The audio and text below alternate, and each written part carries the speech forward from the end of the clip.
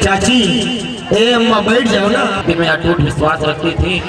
दोनों बहनें नियम पूर्वक एकादशी का व्रत किया करती तथा माता के जागरण में प्रेम पूर्वक माता की कथा महात्मा साथ कीर्तन एवं महात्मा को कहा सुना करती थी। एकादशी के दिन एक बार भूल से छोटी बहन रुक्मन ने मांसाहार कर लिया।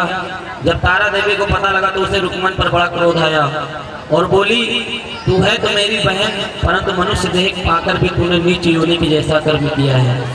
तू तो छिछली बनने योग्य है। बड़ी बहन के मुंह से निकले शब्दों को रुक्मन ने सिरोधार्य कर लिया और साथ ही प्रायश्चित का उपाय पूछा। तारा ने कहा, त्याग और परोपकार से सब पाप छूट जाते हैं। दूसरे जन्म में तारा देवी इंद्रलोक की अप्सरा बनी और छोटी बहन रुक्मन छिपकली की योनि में प्रायश्चित का अवसर ढूंढने लगी। द्वापर युग में जब पांचों पांडवों ने अश्वमेध यज्ञ किया तब उन्होंने दूत भेजकर दुर्वासा ऋषि सहित 33 करोड़ देवताओं को निमंत्रण दिया। जब दूत दुर्वासा ऋषि के स्थान पर निमंत्रण लेकर गया तो दुर्वासा ऋषि बोले, यदि 33 करोड़ देवताओं को तुम उस यज्ञ में बुलाओगे तो हम उस यज्ञ में सम्मिलित नहीं हो सकते। दूत 33 करोड़ देवताओं को निमंत्रण देकर वापस पहुंचा और दुर्वासा ऋषि का वृतांत पांडवों को कह सुनाया कि सब देवताओं के बुलाने पर वो यज्ञ में नहीं आएंगे। इस पर पांडवों ने नम्रता सहित उत्तर दिया। जब यज्ञ आरंभ हुआ 33 करोड़ देवता यज्ञ में भाग लेने आए। उन्होंने दुर्वासा ऋषि जी को न देखकर पांडवों से पूछा कि ऋषि को क्यों नहीं बुलवाया। इस पर पांडवों ने नम्रता सहित उत्तर दिया कि उन्हें निमंत्रण भेजा था परंतु वे अहंकार के कारण नहीं आए। यज्ञ में पूजन हवन आदि निर्विघ्न समाप्त हुए। तत्पश्चात भोजन के लिए भंडारे में तैयारी होने लगी।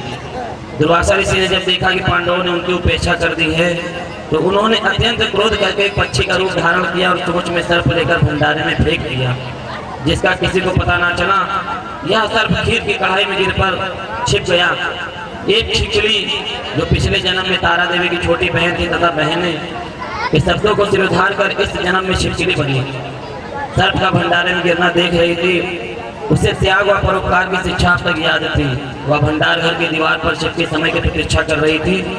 कई दिनों के प्राण बचाने हैं तो उसने प्राण न्यौछावर कर देने का मन ही मन निश्चय किया। जब खीर भंडारे में दी जाने वाली थी तो सबकी आंखों के सामने वो छिपकली दीवार से कूदकर कढ़ाई में जा गिरी। निदान लोग छिपकली को बुरा भला कहते हुए खीर की कढ़ाई को खाली करने लगे। उस समय उन्होंने उसमें एक मरे हुए सांप को देखा। अब मालूम हुआ कि छिपकली ने अपने प्राण देकर उन सबके प्राणों की रक्षा की है।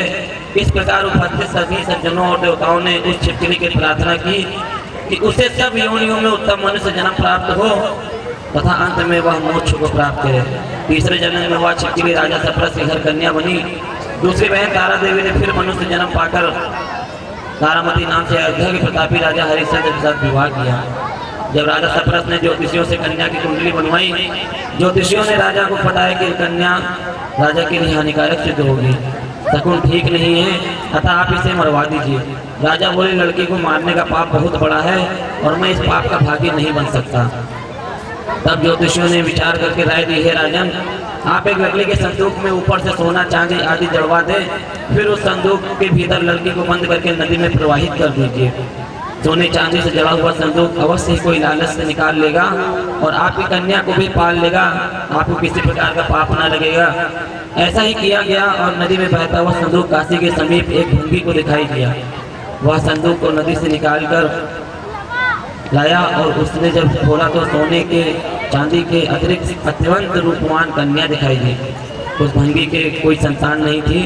जब उसने अपनी पत्नी को वह कहकर लालच दी, वह पत्नी को वह कन्या लाकर दी तो पत्नी की प्रसन्नता का ठिकाना न रहा। उसने अपनी संतान के समान ही बच्ची को छाती से लगा लिया।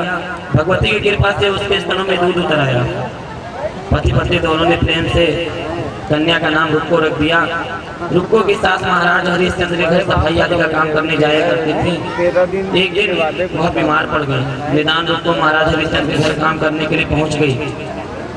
महाराजा की पत्नी तारामती ने जब रुक्को को देखा तो वह अपने पूर्व जन्म के पुण्य से उसे पहचान गई। तब तारामती ने रुक्को से कहा, हे बहन, तुम मेरे यहाँ निकट आकर बैठो। महारानी की बात सुनकर रुक्को बोली, नहीं रानी जी, मैं तो नीच जात की भंगी हूँ, भला मैं आपके पास कैसे बैठ सकती हूँ। तब तारामती ने कहा, बहन, पूर्व जन्म में तुम मेरी सगी बहन थी। एकादशी का व्रत खंडित करने के कारण तुम्हें छिपकली की योनि में जाना पड़ा। जो होना था सो हो चुका। अब तुम अपने इस जन्म को सुधारने का उपाय करो तथा भगवती माता वैष्णो देवी की सेवा करके अपना जन्म सफल बनाओ। यह सुनकर रुक्को को बड़ी प्रसन्नता हुई और उसने उपाय पूछा। रानी ने बताया कि वैष्णो माता सब मनोरथों को पूरा करने वाली हैं। जो लोग श्रद्धापूर्वक माता का पूजन व जागरण करते हैं उनकी सब मनोकामनाएं पूर्ण होती हैं। बोल सच्चे दरबार की।